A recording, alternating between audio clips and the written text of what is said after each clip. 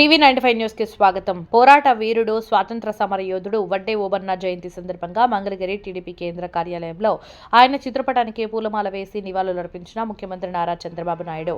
ప్రకాశం జిల్లా కలెక్టర్ కార్యాలయం నందు జరిగిన వడ్డే ఓబన్న జయంతి కార్యక్రమంలో పాల్గొన్న మంత్రి డాక్టర్ డోలా శ్రీ బాల వీరాంజనేయ స్వామి, ఒంగోలు పార్లమెంటు సభ్యులు మాగుంట శ్రీనివాసులు రెడ్డి, జిల్లా కలెక్టర్ తమ్మీం ఆన్సారియా, అధికారులు మరియు బీసీ సెల్ నాయకులు తదితరులు పాల్గొన్నారు.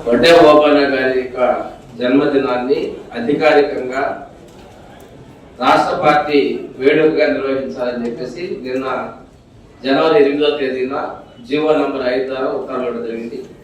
ఈ ఉత్తర్వుల ప్రకారం ప్రతి సంవత్సరం వడ్డే ఓబన్న గారి పుట్టినరోజుని అధికారికంగా నిర్వహించడం జరుగుతూ ఉంది.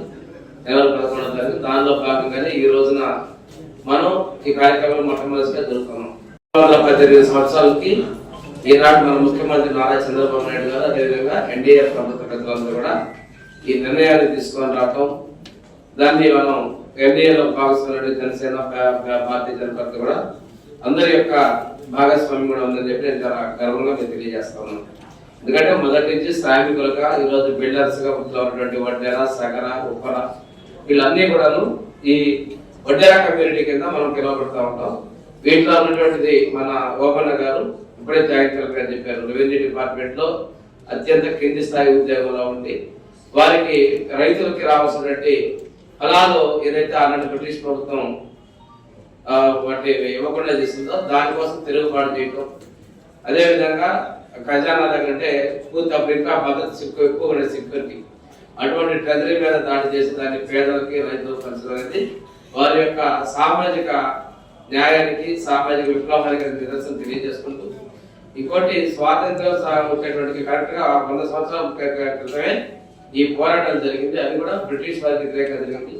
వారిని స్వాతంత్ర సమయంలో గుర్తిస్తూ ఈనాడు మన ముఖ్యమంత్రి గారు ఈ కార్యక్రమాన్ని కూడా రాష్ట్ర ప్రభుత్వానికి నేను ధన్యవాదాలు తెలియజేస్తున్నాను. ఇక్కడ మనకి మన వాళ్ళందరూ కూడా విగ్రహం కూడా ఏర్పాటు చేయడం, పెద్దలు అందరూ కూడా స్పందించడం కూడా జరిగింది. ఆ కార్యక్రమాన్ని కూడా మనం పార్టీ జిల్లా యాజమాన్యం కూడా ముందుకు వస్తారని మీకు తెలియజేసుకుంటూ, ఈరోజు మనకి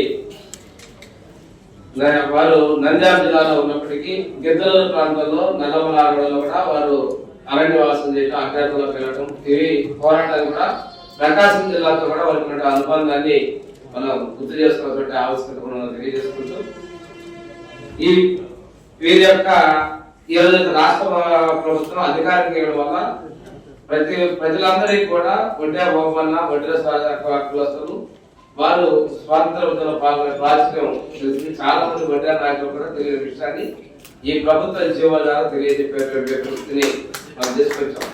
ఈ కార్యక్రమాలు ఏదైనా కొనసాగితే వారికి నివాళులు అర్పిస్తూ ఇది వడ్డే సోదరులందరూ కూడా రాష్ట్ర ప్రభుత్వం యొక్క ఈ గుర్తింపును కూడా ప్రజలకు తీసుకెళ్లాల్సిన అవసరం మీకు కూడా ఉందని తెలియజేసుకుంటూ సలహా తీసుకుంటాం.